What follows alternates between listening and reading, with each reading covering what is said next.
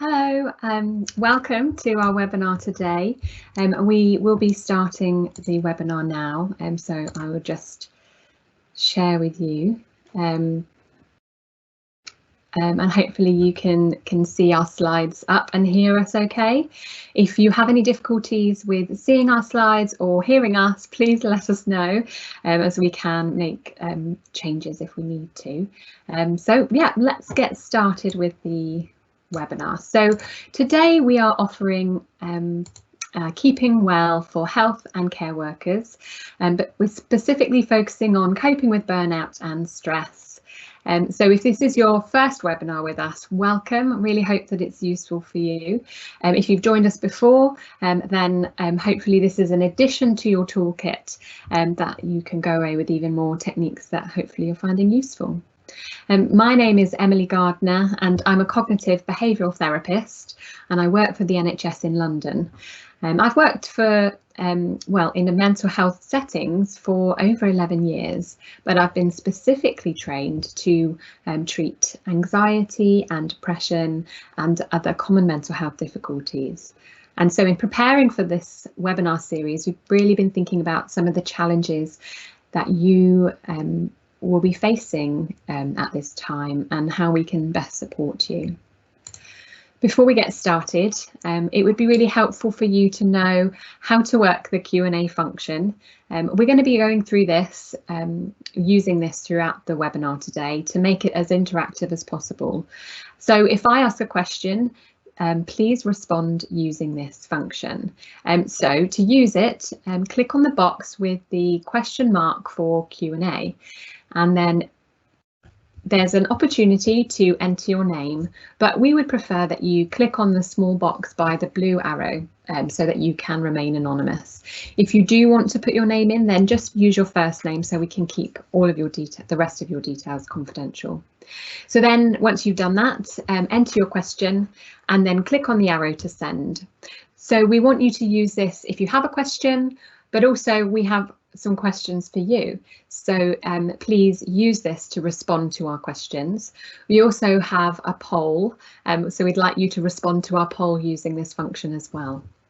It can be a little bit confusing because it says ask a question, and if you're responding to a question it can be a bit confusing. So this is where we want you to respond to any questions we have. Everything you write will not be published immediately. It needs to be approved by a moderator, and so it may take a couple of minutes to appear, but we'll do so as quickly as possible. And we will be unlikely to answer everyone's questions, but your responses will be helpful for us to tailor future webinars. So we really thank you for your engagement. So we may as well try it out now. So let us know using the Q&A where you work and what is your role. Now you don't have to tell us specifics of organisations necessarily, just roughly what capacity you work in and what role you have, just so we know who we're working with today. We'll come back to your responses shortly. So we are offering a series of webinars to help you cope with the impact caused by the coronavirus. And the theme of these webinars will change each week and focus on different ways that COVID-19 might be impacting on your mental health. And in each webinar, the first step will be understanding why your mood may be impacted in the way that it is. And then we're going to share with you some strategies to help you to manage the way that you feel. So let's have a look at what your hopes are for the webinar today. So I'm going to come and have a look at your questions, so your responses. Okay, so some in NHS administration.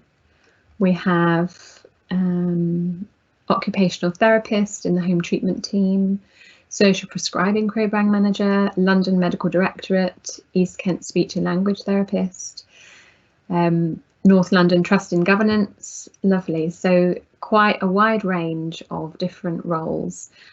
So that's great. Thank you for sharing. And we'd like to ask you this question. What do you hope to get out of this webinar. So using the Q&A, if you could do this now, we will come back to this shortly to understand a bit more about what you hope to gain from this webinar. So this series of webinars is designed to provide you with a toolkit, essentially, of evidence-based resources, ideas and tools to help you manage and cope over the next few days, weeks and months.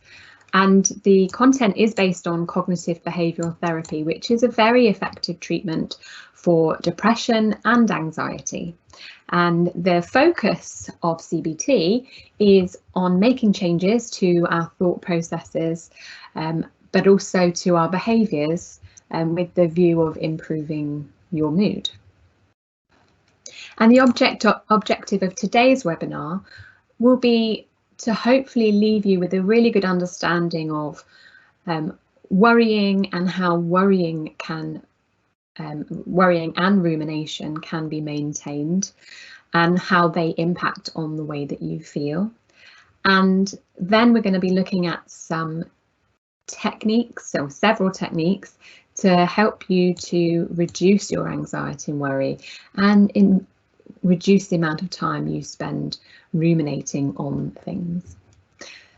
So let's have a look at your responses to our question, what do you hope to gain from this webinar? So I'll just come over to those now. Okay, lots of responses I can see already, so thank you for getting involved and sharing your thoughts.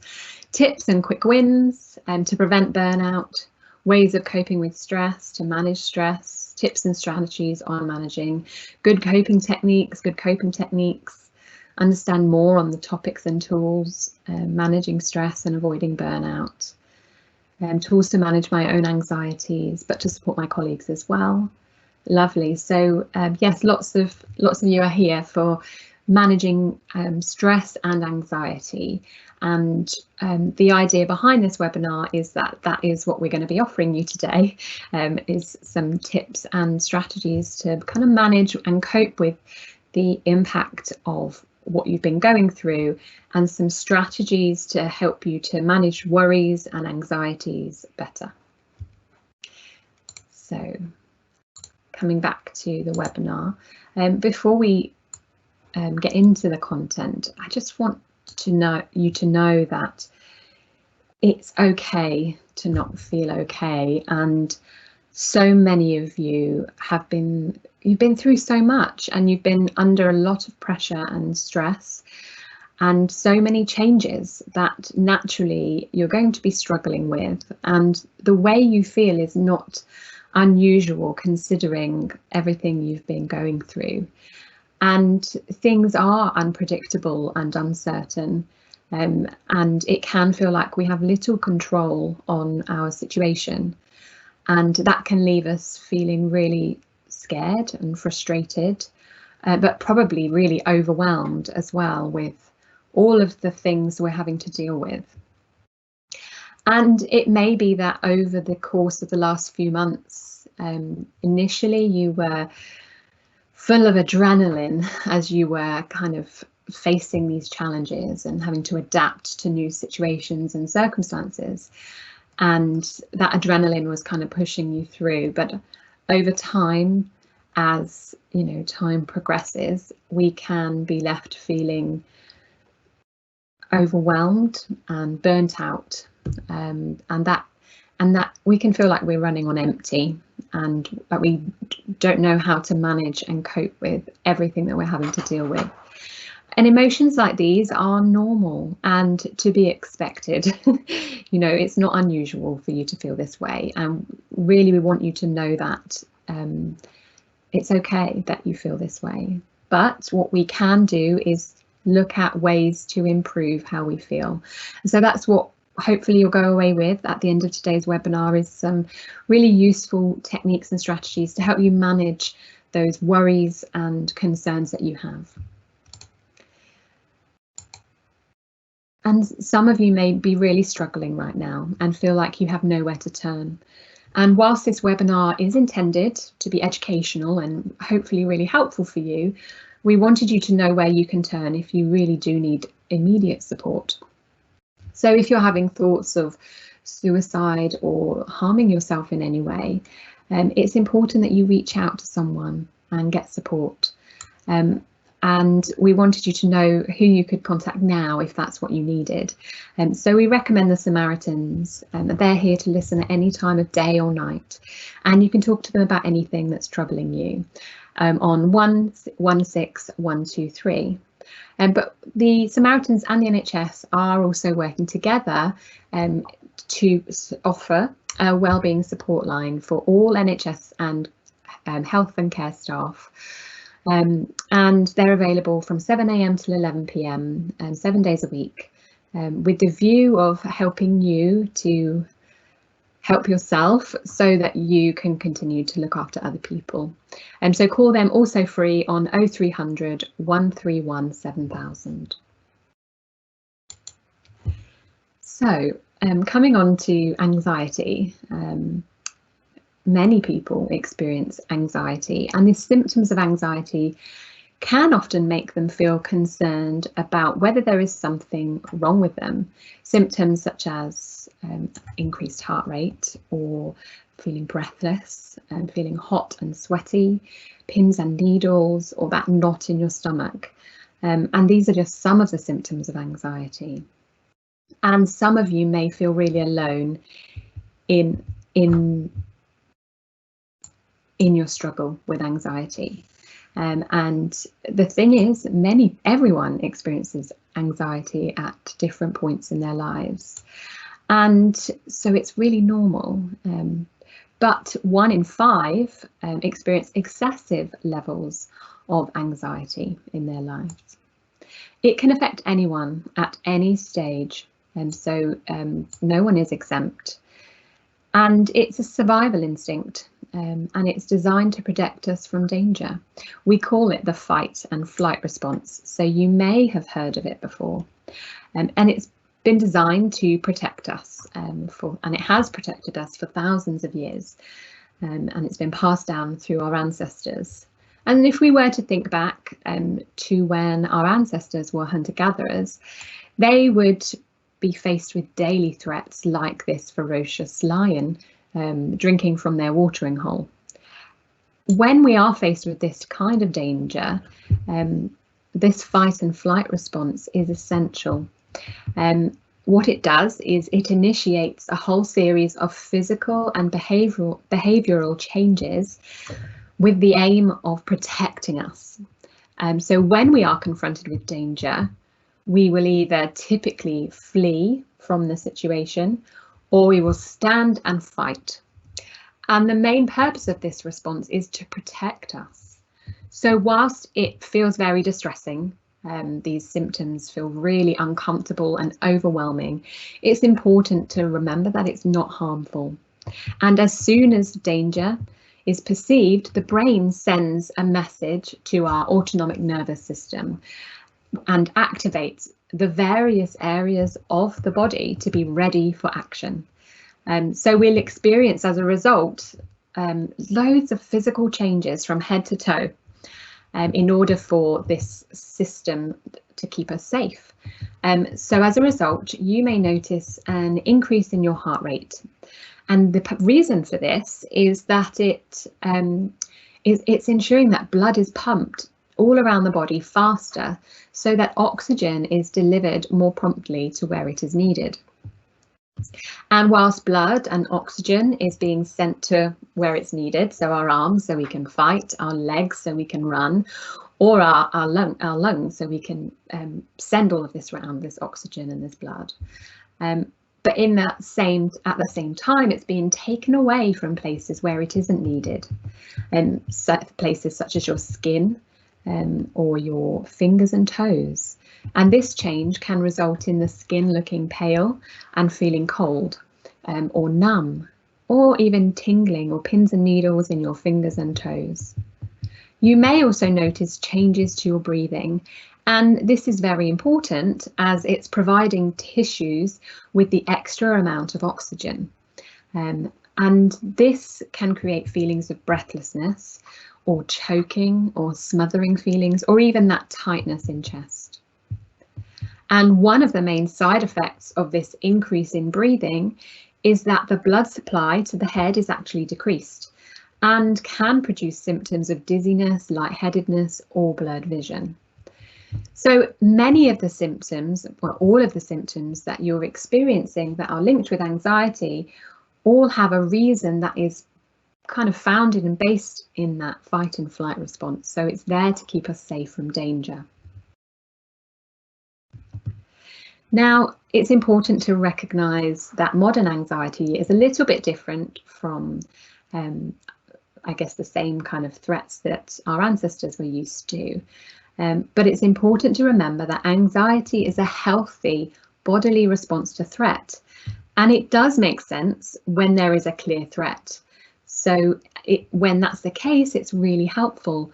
So in situations where we need to react really quickly, for example, if a car pulled out of a junction that we did not see, it's really important that our body kicks into gear as quickly as possible and we're able to jump out of the way in time to safety. And in that kind of situation, when all of the system is going and we have that increased heart rate or that sweating, that breathlessness, it all makes sense when we're in a life and death situation. And so we don't really question it, we just accept it. However, once that threat's gone, the anxiety drops and things return back to normal really quickly. But in our current lives, the fight and flight response can be triggered by everyday things where there's no obvious threat. So, for example, we may find that we break out in a sweat at our desk reading an email, or perhaps whilst watching the news. Or maybe we're opening a letter that we thought was a bill. These are seemingly not very threatening activities. And so when we notice this fight and flight response, we don't necessarily recognise that that's why we're experiencing those symptoms. But it can be very overwhelming and it can be difficult to manage and deal with. So what we can do is learn a little bit more about how our fight and flight response impacts the way that we feel and also impacts what we do. So we can find using a 5 areas model quite helpful to understand our thoughts and our behaviours and our physical symptoms and our emotions. And so we can start by looking at the life events that contribute to the way that we feel. Now, as we've already talked about briefly today, we've been through a lot of changes and a lot of pressure that you're all going through. And that, you know, those all go under the life events. So what you're experiencing, the situations you're finding yourself in that are maybe leading you to feel burnt out or overwhelmed and stressed. And those events and situations are going to lead into this cycle that we're just going to talk about. So often the first thing we noticed with anxiety is the physical symptoms. So what we notice about my body, what I feel and where I felt it. And we've already highlighted that these symptoms are perfectly normal and actually a healthy bodily response to danger. But normally that danger occurs as a result of our interpretation, so that our thought processes. So going back to those thoughts, it's what went through my mind at the time, what disturbed me, and what did those thoughts mean about me or the situation I'm in. And then we notice those physical symptoms, but we also may change our behaviours as a result of those thought processes and as a result of that anxiety. And then all of these areas are going to impact on our emotions and how we feel. And so it's important to recognise the aspects of this model and how they can turn into a bit of a vicious cycle. So we have an example that I'd like to talk you through just to kind of help you see how this can work. So I've added in here in the life events box some of the things that you may be experiencing, such as increased workload or responsibility, or maybe you're working in a new and unfamiliar team. And naturally, those will impact on the kind of thoughts that you're having. So what if I catch the virus from someone at work? What if I pass the virus on to a family member? These are kind of typical worries that you might experience. But you may also notice some rumination, and you may be dwelling on why you did make a certain choice, or why you maybe you feel like you should have done something a little bit differently or made a different choice. And these thoughts will impact the way you feel. So you may notice tiredness, breathlessness, muscle pain, loss of appetite, or poor sleep. And these thoughts and symptoms will lead to an increase in worrying or rumination, as well as withdrawing or avoidance or procrastinating. And perhaps you're finding that you're drinking more alcohol or comfort eating. And these will all lead into these emotions of feeling anxious, guilty, or detached, and maybe even frustrated. So we need to think about how to break this cycle, and we will come on to that shortly. But before we do, I'd like to hear from you. What are some of the things that you are worrying or ruminating about at the moment? So using the Q&A function now, please just share some of the things that are on your mind, some of your concerns, some of your worries, and we'll come back to those in a few moments. So some of the things that you might be worrying or ruminating about might be increased workload. So you may be worrying about the impact of that workload or your ability to cope with it. It may feel really overwhelming. Maybe there is low amounts of staff, and so you're experiencing higher workload because of that. Maybe even higher levels of responsibility that you're not used to. So that's creating a lot of worry and concern for you. Or perhaps it is limited healthcare resources such as PPE that is bothering you, and you're worrying about that or the impact of that in the future. But perhaps, as I mentioned earlier, you might be ruminating about previous decisions that you've made. Maybe you're questioning why you made a decision, or whether it was the best decision to make, and that can feel quite distressing because you can't change it. Or maybe you still have decisions to make and so you're going through all the possible scenarios and outcomes. Maybe you've experienced some really distressing things over the last few months that you're still feeling overwhelmed by or thinking about. Or maybe you are living away from your family. Maybe you're worried about a vulnerable family member who is shielding, and maybe you can't see them because of your work. And maybe you're not being as supported because you're not with your family or able to see your friends. Perhaps you're working in a new unfamiliar team, and that will bring many challenges, as well as worries and concerns about the future and the future of your role. So I would like to come to some of the things that you are worrying about. So I'm going to come and have a look at your responses now, and hopefully you've had a chance to answer my question while I've been chatting away. Okay, I've found it. Okay, so being able to do all the work. So I guess that comes under that increased workload and feeling like you're not able to cope with everything that you're experiencing. Another one, workload is spiraling out of control and its impact on me and my team. Massively high workload and new responsibilities. What if I'm not doing a good enough job? Lack of childcare, extended work hours and days, absolutely. Safeguarding with cases due to having oversight, especially due to allocated workers being off, so increased responsibility. My anxiety is triggered by face masks. I find it hard to go into work. Yeah, absolutely. It's really, we can't see facial expressions with people wearing face masks, and that can be overwhelming. I've noticed that, you know, sometimes if I can't hear someone properly, I'm lip reading. And so it can be hard to do that with a face mask on as well. So there's new skills we're developing because of that.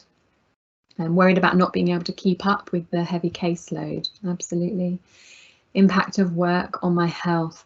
Yeah, naturally, we will be concerned about our own health and the impact of work on our health, and concerns about public transport, politics at work, or sleeping a lot on days off, as a way to escape anxiety. Wanting to see and spend time with my family, but the risk of them possibly spreading the virus and me being asymptomatic. Absolutely, this can be a big concern as working in an environment where you might get the virus and being concerned about spreading it. Absolutely. Worried about being sacked or losing my registration pin. So many of these worries are completely understandable, and you know, there's been so much going on, and it's no wonder you're all worried about these things. Please recognise that these are normal worries and anxieties.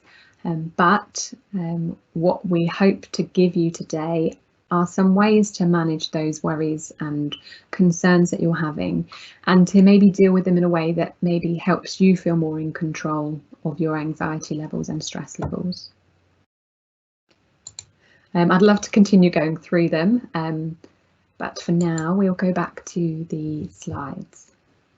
So firstly, I want to start with what is worry? Now, the process of worrying is a normal part of life, and it is something that everyone will do every now and again. However, worrying can become a problem when we find that it takes up most of our time and is having an impact on our ability to get on with our lives. And we may feel that our worry is control of us. And what we can look to do is not necessarily eradicate worry completely, but instead we can learn ways to manage it. Now, the reason why this is because life does always throw us with challenges, and we cannot we can't stop those challenges in life. We can't change the situation that we're in often, but what we can do is maybe learn ways to manage the worry so that it doesn't feel as in control of us. We may want so that we feel that we're more in control of our worry, and we break that 5 areas model that we talked about earlier, and as a result can see some of those other symptoms, such as those breathlessness, the headaches, the exhaustion, the fatigue, the sleeping difficulties. Hopefully we see those improve, and also see an improvement in the mood and emotions that we're experiencing as well. So before we continue, I do want to clarify the difference between worry and rumination.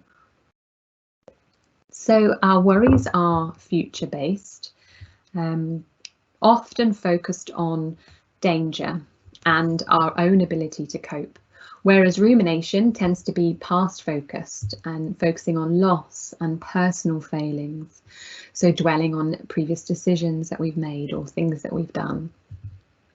Worry leads to anxiety, stress and fear, whereas rumination leads to depression, sadness, shame and guilt. Worries tend to be what if, whereas rumination tends to be if only. Worry tends to be imagining that the worst will happen, that worst case scenario, or going through all of those worst case scenarios. Whereas rumination tends to be regret. I should have done this, I shouldn't have done this, I wish I'd done things differently. But we can deal with rumination and worry in the same way, and I'll explain more about this as we go through the next few slides. But for the purpose of this part of the webinar, let's think about rumination, worry in the same way. And we can think about our worries and rumination like a bubble machine. Hundreds of bubbles get fired out in all different directions surrounding us, and we could address each individual bubble and pop it, but whilst we're doing that, more bubbles are being generated at a faster rate that we can pop them. So the best way to stop the bubbles is to turn off the machine. The worry techniques that I'm going to teach you focus on turning off that worry or rumination process rather than dealing with those individual worries or concerns. So instead of tackling each one individually. It's learning to manage that process of worry and rumination to make it feel more manageable. The first step is to record your worries. So using a worry diary or a thought diary, it's writing down the day and time, the situation that you were in and what was happening at that time, and then the worrisome thought. So the kind of content of your concern and worries, and then to give it an anxiety rating out of 10, and how anxious it's making you feel right now. 0 being the least anxious you've ever felt to 10 being the most anxious you've ever felt. And then the last column, which I will come back to in a few moments, is whether or not it's practical or hypothetical. And I'm going to explain that in the next slide. So we have 2 main types of worries. We have practical worries that we can act on, and we have hypothetical worries that we cannot do anything about. Hypothetical worries are often what-if type thoughts about the future, and people who worry a lot often find that they have quite a lot of hypothetical worries, and it can be difficult to put these thoughts out of their mind, which can make acting on the more practical worries quite difficult. One problem that people who worry a lot often find is that they treat their worries in the same way. So, for example, if we think through and try to solve all of our hypothetical worries, then we may be left frustrated, as there is often nothing we can do about them. We may also find that because we've spent so much time going through the what ifs and all the different scenarios, that we find that we don't have the confidence to actually act on the practical worries that we can do something about. So some examples here, we have in the practical worries, I have a cough. This could be the coronavirus. So the fact that you have a cough makes it a practical worry. I'm struggling to cope at work. So this is a practical thing that you could potentially do something about. A family member is struggling financially, so this may be a concern of yours, and it could be something that you could help that family member to solve that with them. My childminder is unwell, unable to look after my children. So this is another thing that we can do something about, or might hopefully be able to do something about. How do I manage living and working in the same space? Again, practically we can do something about this. And another one, being short-staffed at work. Whereas hypothetical worries, some examples of these might be, what if I catch the virus? What if I die? What if my vulnerable family member gets the virus? What if we run out of PPE? What if my manager won't let me continue working from home? These are all examples of hypothetical worries that haven't happened yet and may or may not happen. And so we can spend a lot of time and energy on these what ifs when there is nothing to solve. It's not possible to solve any of these because they haven't happened yet. And rumination comes under hypothetical worries because it's something that has happened in the past and we cannot change something that has already happened.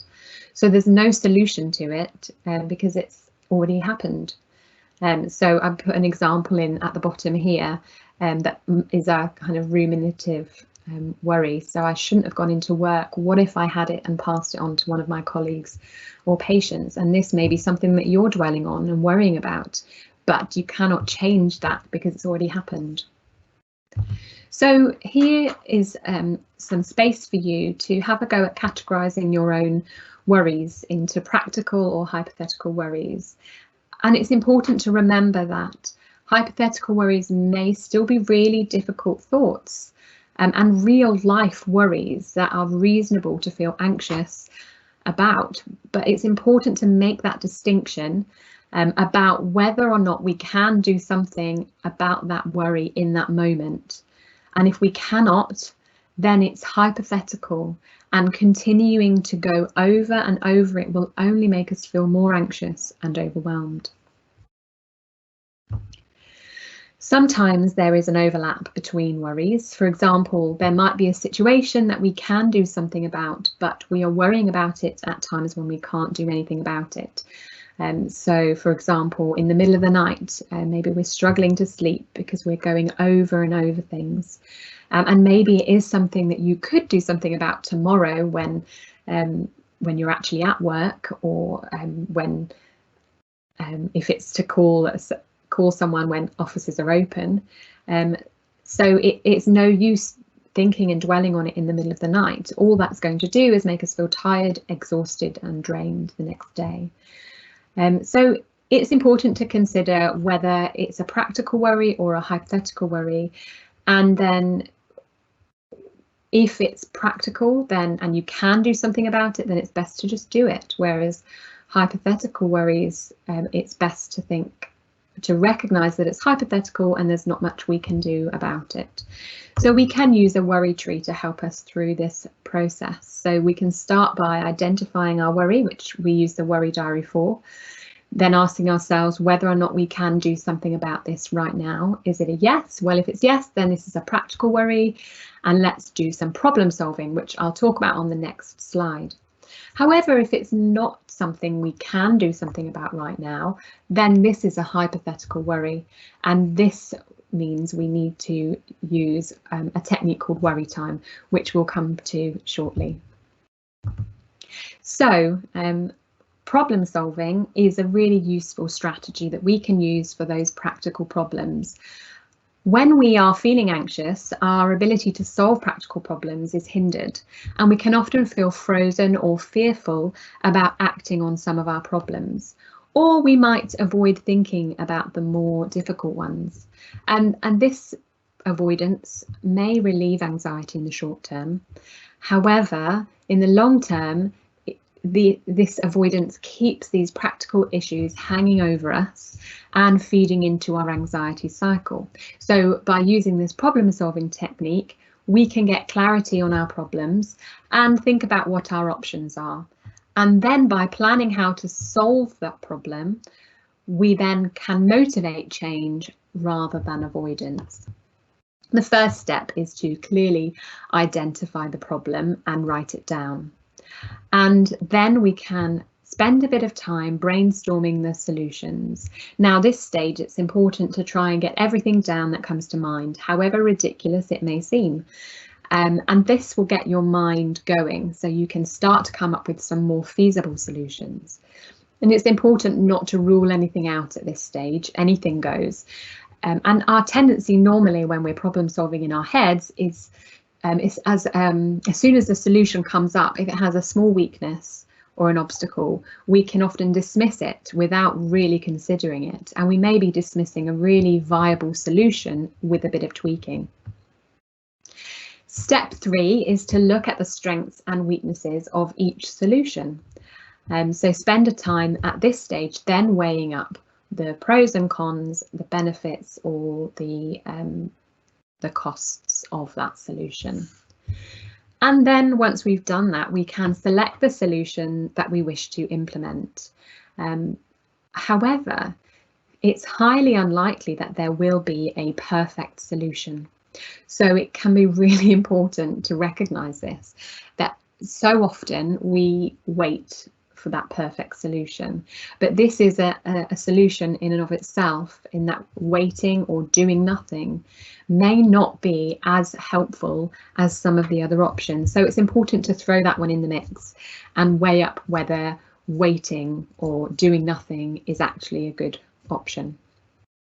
So rather than waiting for that best solution, we want to look for the best possible solution from the ones that we have available to us. And then we plan how to carry out the solution. Now, it's important to try and break this down into as many steps as possible and really think about what's going to make this easier for you to put this into place. And then once you've done that, it's putting that plan into place and carrying out the steps in your plan and keeping a note of how each step goes as you do it. And then finally, it's reviewing your progress. It may not be that you solve the problem right away, And if we face difficulties in implementing our plans, it can give us a sense of hopelessness or frustration, and we can feel really discouraged and end up being really tough on ourselves. So the reason why this process is really helpful is because we can then go back to step 2 and 3 and implement another solution. So we've already tried plan A and it didn't work, and so then we go to plan B, plan C, and potentially D, E, F, G if we need to, and we just keep going until we manage to solve the problem. We have developed an example of how to use problem solving for you to look at, which you'll find at the end of these slides. Later on in the webinar, I'll highlight where you can find this. So coming back to our worry tree, we've already given you a particularly helpful strategy for helping you to solve your more practical worries. So now we want to think a bit about those hypothetical worries and what you can do if you cannot do something about these worries. How do you manage and deal with it? And we recommend a technique called worry time. So before we go into worry time, I want to do a bit of an experiment with you. So for the next few moments, do not think about a pink elephant. So this is a picture of a pink albino baby elephant, and it's extremely rare, but I don't want you to think about it for a few moments. Okay, how are you getting on with that? It's probably not particularly easy, and what we often do with hypothetical worries is tell ourselves not to worry about them, and then we push them to one side. However, as we've just seen, this is not a particularly effective strategy, and the more we try not to think about a worry, the more we get that bounce back effect and the worry comes back to mind. So what's the alternative? Well, for hypothetical worries, a useful technique is worry time. So we postpone our worries rather than just pushing them away. And postponing worry means that it's okay for that initial worrisome thought to be in your mind, but it's important to make a decision not to chase the thought any further at that particular time. And not chasing that worrisome thought further means that you don't try to anticipate the worst case or run through all the possible scenarios and solutions relating to that concern over and over and over again. Instead, you postpone the worry until later, to your worry time. So the first thing that we need to do is plan your worry time. And so each day, plan a time for yourself to worry and consider how long you feel is an acceptable period of time for you. At first, you may feel that you need to set aside quite a lot of time, but then the better you get at this technique, the less time you'll need. And it's important that you set aside some time where you can really just focus on this. So to get the most out of your worry time, have it at the same time every day for no longer than half an hour.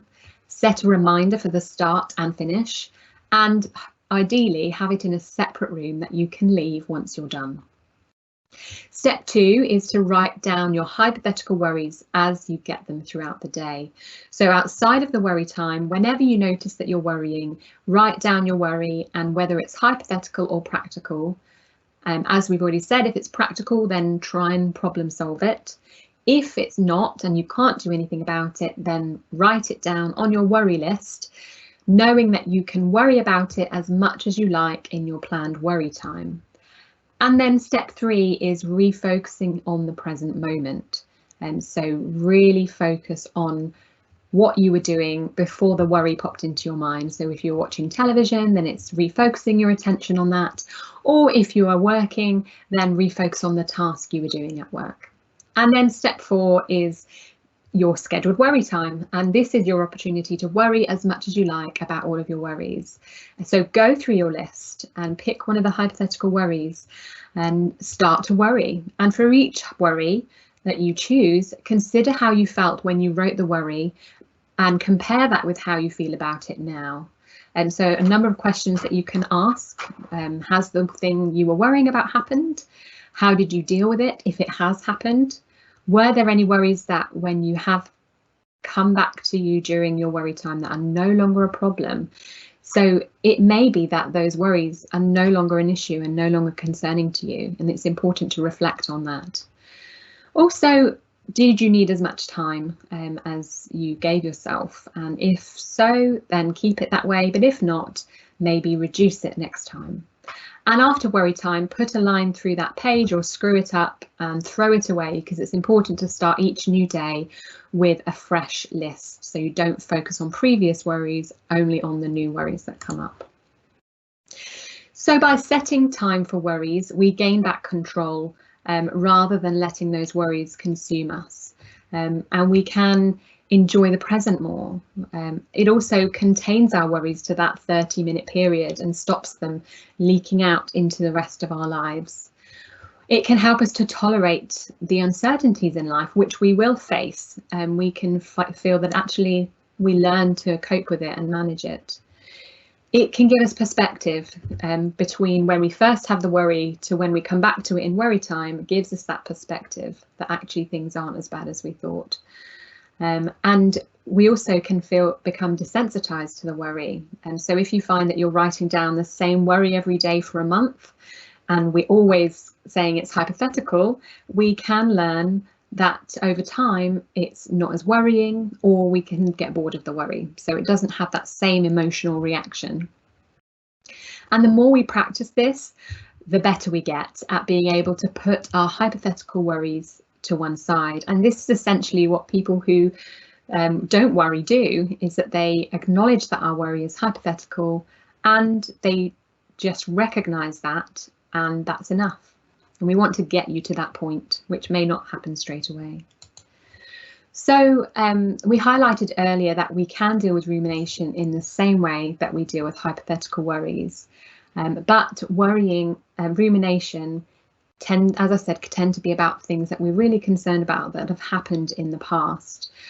And the whole idea of rumination is that what we're trying to do is reduce the distress that we're experiencing and overcome those problems that have happened. But we end up increasing and prolonging our distress because we're dwelling on something that has already happened and we can't do anything about it.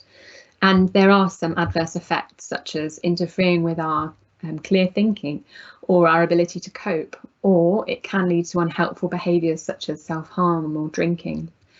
The more we ruminate, the stronger that habit becomes and the harder it is to change. But the same is when we reduce it, the easier it gets and the weaker it becomes. So what can I do? Well, it's very similar to the worry management, and it's noticing that the mind is going down that rumination route, so acknowledge it, and reminding yourself that you don't have to think about it and you don't have to deal with it right now, and choosing not to focus on those worries right now and postponing them, and then refocus on an activity or something that makes you feel better, and recognizing that you can do something differently now to improve how you feel, and ask yourself, what can I do that will take me one step in the right direction? So just briefly want to touch on maybe some of you may be feeling quite guilty about some of the things that you've experienced or some of the decisions you've made. And so it's important to kind of think about our level of blame and responsibility that we're giving ourselves. So if we're thinking about a particular event or situation over and over and over again, it can be helpful to give it a percentage of how responsible I think I am for that event. And then consider all of the other factors that may also have contributed to this event and share some of that responsibility. Now, this normally comes into 3 areas. So my own actions, so how much did my behaviour contribute to the situation? And then the action of others, so how much did the behaviour of others contribute to the situation?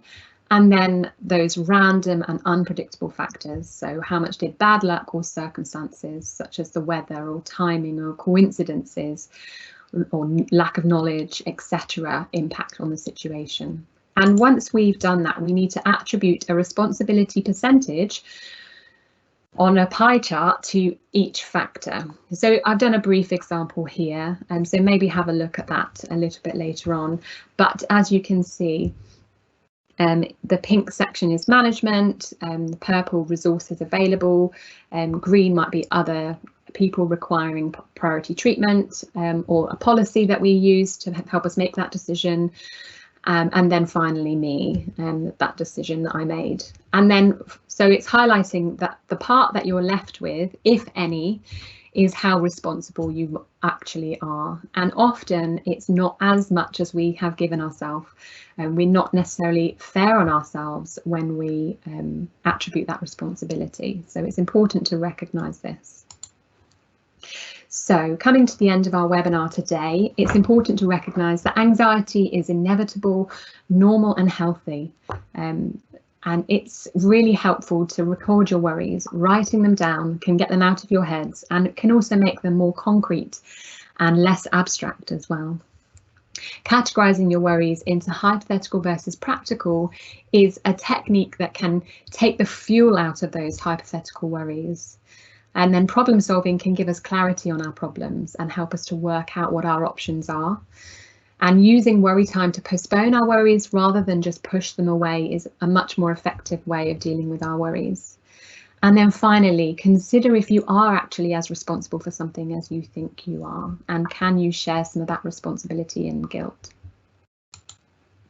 So, using the poll function, we'd really like you to choose which of these techniques you're going to have a go at using over the next week.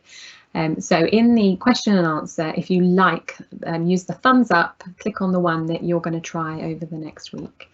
And whilst you do that, I'm going to go through a few of the resources that are still in this slide deck. We're not going to go through in detail, but just to highlight what they are. And we may have a few moments at the end of the webinar to answer some of your questions. So if you could add those into the webinar question and answer now, when we get to the end of the webinar, I'll leave a little bit of time hopefully for that. So we have a blank 5 areas model for you to have a look at. It has some prompts and questions for you to ask yourself. We also have a problem solving example which is specific to coping. So I'm struggling to cope with the relentlessness at work, with staffing problems and increased workload. So I had a go at this with this example, just to give you an idea of how you might have a go at solving this problem if it's relevant to you. Obviously your solutions might be different, but it was just to give you a bit of an idea of how you could use this technique. So those are the 2 slides that kind of relate to that. I've also added some time management strategies. If I had a longer time in the webinar, I'd go through these with you and talk you through these really helpful strategies. But I've put it in here as I've used some of these in the example for problem solving. So have a read through and hopefully that's helpful. And so there's 2 slides for that. And then I have the Eisenhower urgent and important matrix, and this is a really useful technique that can help you to prioritize some of the tasks in your life, using this matrix, which helps you work out how urgent versus important things are, and recognizing that while some things don't feel urgent, they're still important, whereas some things that are urgent but aren't important can take priority. And it's helpful to recognise the distinction between those 4 areas. I've hopefully made it as explicit as possible on the slides, so have a read through those, and there's some examples of each of the areas and some so right here we have at the bottom of each section quadrant, there's things you can do to deal with it this way. And then we have a sleeping workshop next week, so some techniques and strategies to help you sleep better. And so come along next week and register for it using the link. If you are experiencing symptoms of post-traumatic stress as a result of some of the scenes you've witnessed over the last few months, they may still be impacting you now. And so if you're noticing that you're having flashbacks or nightmares or reliving that experience all over again, you may also be having uncontrollable thoughts about the event that you witnessed. These are normal reactions to a traumatic experience, and these symptoms can last for a few weeks. However, if it has been a few months since the event and you're still experiencing these symptoms, then we recommend that you seek support for that sooner rather than later, as these symptoms are easily treated with the right help. So where can you get that help? Well, IAPT psychological therapy services are available and free if you need more help. So please use this link to type your postcode in and find your local IAPT service that can offer treatment for PTSD, low mood, anxiety and other mental health challenges.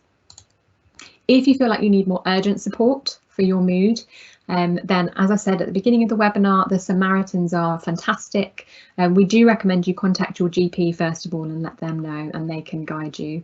But if you can't wait to see a GP, the Samaritans or the Wellbeing Support Line for NHS and social workers is also beneficial. Or text shout to 85258 and they can also offer you support. Here are some other useful resources and links for you to use. So have a look through those and hopefully those will be of benefit for you. And we do really value your feedback. So we'd love to hear your thoughts about the webinar today and how you found it. So we're going to put this link in the question and answer at the bottom. So if you click on that, it will take you to the survey and you can answer, share your experience with us. So we've come to the end of the webinar now. Thank you for listening, and we would like to maybe open up the time for maybe 1 or 2 questions. We are quite short on time, so I'll see if there are any questions now. I really like the idea of worry tree, but I feel overwhelmed by the amount of time required to do this exercise properly. I find it really hard to relax as it is. I find my mind racing and I can't switch off before going to bed, and I can't fall asleep for ages. I know that these tools are meant to help all this, but how can I stop feeling overwhelmed with the task in hand before I even start it? Oh, I completely get this. Thank you for asking this question, because you're probably not the only one that has this same question. Yes, short term, it may feel really overwhelming to do this, but if you consider the amount of time you spend worrying and dwelling on things, you are saving time overall by setting this time aside each day. So it does feel like a lot initially, but it's really worthwhile because it's going to teach you to contain your worries so they're not leaking out to the rest of the day. So even though it feels really overwhelming, it's important to recognise that it's about containing those worries to that 30-minute period. I'll give you an example that might feel relevant. So I get emails throughout the day, and when I have a notification on, it will remind me that I have an email. It'll let me know. But if I'm working on something else and then I have that alert on, my attention will be taken away and I'll be focused on that email, but it will have drawn my attention away from the task I was trying to do.